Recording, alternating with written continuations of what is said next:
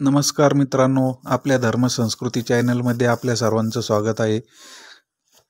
आपण बघा आता वेगवेगळ्या विषयांवर आणि एक दुर्मिळ माहिती देण्याचा प्रयत्न करीत असतो. आपण इतर चॅनलपेक्षा थोडी वेगळी माहिती देण्याचा मी प्रयत्न करीत असतो. तर बघा, आज गुरुपुष्यामृत योग आलेला आहे. आता या गुरुवारी म्हणजे 21 तारखेला गुरुपुष्यामृत योग आहे. सकाळपासूनच तर दुपारपर्यंत गुरुपुष्यामृत योग आहे. आता गुरुपुष्यामृत योगामध्ये आपण वेगवेगळ्या पूजा करतो, पण नेमकं गुरुपुष्यामृत योग म्हणजे काय आहे हे आपण आज या व्हिडिओमध्ये बघू. बघा, ज्यावेळेस असं सांगितलं जातं गुरुवारी पुष्य नक्षत्र हे ज्यावेळेस गुरुवारी येतं त्यावेळेस गुरुपुष्यामृत योग आलेला असतो असं मानले जाते. पण तुम्हाला अजून एक गोष्ट याच्यामध्ये मला सांगायची आहे का, ज्यावेळेस फक्त गुरुवारी पुष्य नक्षत्र येऊन पण उपयोग नसतो, त्याच दिवशी गुरुवारच्याच दिवशी चंद्रसुद्धा हा पुष्य नक्षत्रात आलेला असतो.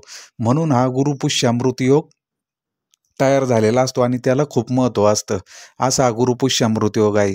आणि याच्यामध्ये बघा, आता हे गुरुपुष्यामृत योग याचावाला म्हणजे पुष्य जे नक्षत्र येतं, या पुष्य नक्षत्राचा जो शासक ग्रह जो आहे, म्हणजे शासक म्हणण्यापेक्षा ज्याचं जे नक्षत्र ज्या ग्रहाचं आहे ते म्हणजे शनी ग्रहाचे नक्षत्र आहे. म्हणून या गुरुपुष्यामृत योगावर जे आपण पूजा करतो, दान करतो, त्याचं फळ आपल्याला जास्त लाभतं. म्हणजे का बरं? शनीची चाल कशी आहे? स्थिर चाल आहे. शनी सगळ्यात म्हणजे जे नवग्रह आहे, नवग्रहामध्ये शनीची जी चाल आहे ती सगळ्यात मंद चाल आहे, म्हणजे हळूहळू चाल आहे त्याच्यावाली. म्हणून आपण ह्या दिवशी जे आपण समजा खरेदी करतो किंवा काही जप करतो, ध्यान करतो, दान करतो, या सर्व गोष्टी ना या गुरुपुष्यामृत योगामध्ये याचं फळ आपल्याला अधिक मिळतं. तर बघा, आता आपण पुष्य नक्षत्र हा खूप मोठा योग येतो. म्हणजे जसं 27 नक्षत्र आपण म्हणतो, 27 नक्षत्रामधलं हे सर्वात श्रेष्ठ नक्षत्र हे पुष्य नक्षत्र आहे. या पुष्य नक्षत्राला का बरं मानलं जातं? तर 27 नक्षत्रामध्ये जे आपण सर्व नक्षत्र एक एक 2-2 दिवस चंद्राची रास जशी असते, चंद्र 1.5 ते 2 दिवसामध्ये एक नक्षत्र बदलतो, तसे पुष्य नक्षत्रामध्ये हा चंद्र जास्त काळ असल्यामुळं हे गुरुपुष्यामृत योग याला महत्त्व आलेलं आहे. याला एक अमृत सिद्ध योग पण म्हटलं जातं. तर बघा, ह्या योगामध्ये आपण बघू वेगवेगळे पूजा करतो, जप करतो, पाठ करतो, पण याचाच एक म्हणजे आपण असं म्हणू शकतो की एक निषिद्ध गोष्ट पण आहे. म्हणजे चांगल्या गोष्टी या जशा पुष्य नक्षत्रात आपण करतो, तशाच जर चुकीच्या गोष्टी जर झाल्या किंवा काही गोष्टी आपण याच्यामध्ये निषिद्ध मानलेल्या गेलेल्या आहे, म्हणजे हे करू शकत नाही. विशेष म्हणजे जर पुष्य नक्षत्र जर असेल तर या पुष्य नक्षत्रावर लग्न कार्य काहीच होत नाही. लग्न कार्याचा मुहूर्त पुष्य नक्षत्रावर होत नाही हे बऱ्याच जणांना माहीत नसन.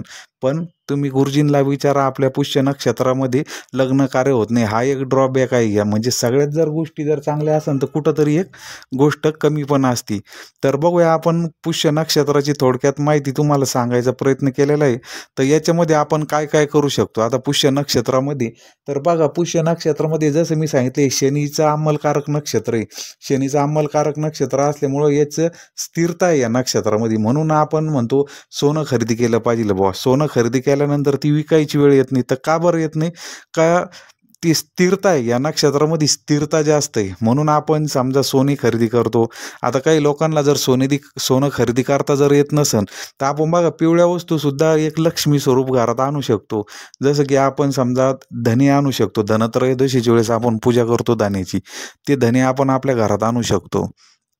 त्याच्यानंतर आपण गूळ आणू शकतो. धने आणि गूळ याची पूजा अवश्य गुरुपुष्यामृत योगावर करावी. प्रत्येकच माणसाला सोनं खरेदी करता येईल हे काय शक्य नाही आहे.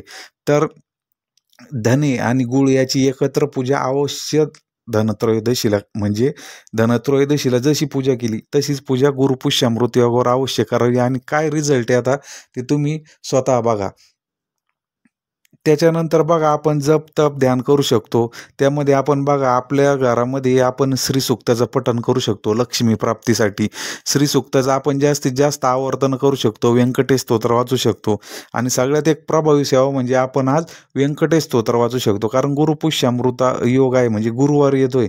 तर ज्या लोकांचा गुरुग्रह खराब असेल, त्यांना गुरुचं बळ नसेल कुंडलीमध्ये, तर अशा लोकांनी या दिवशी विष्णू सहस्रनाम अवश्य पाठ करायचं.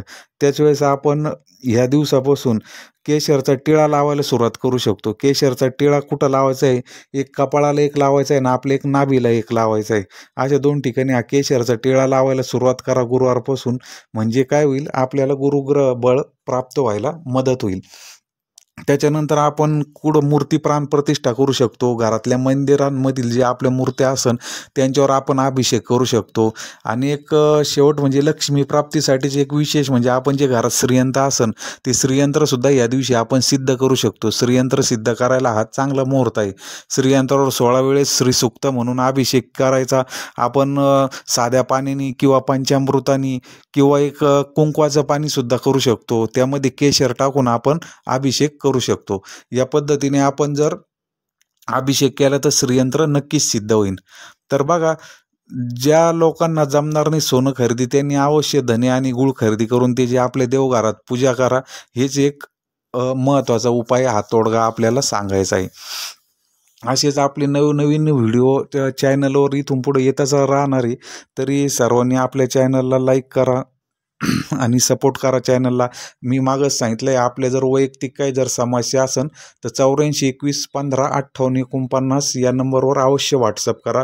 आपल्या समस्या कोणत्याही असो, कोणत्याही प्रकारच्या असो, निःशुल्क सोडवल्या जातील.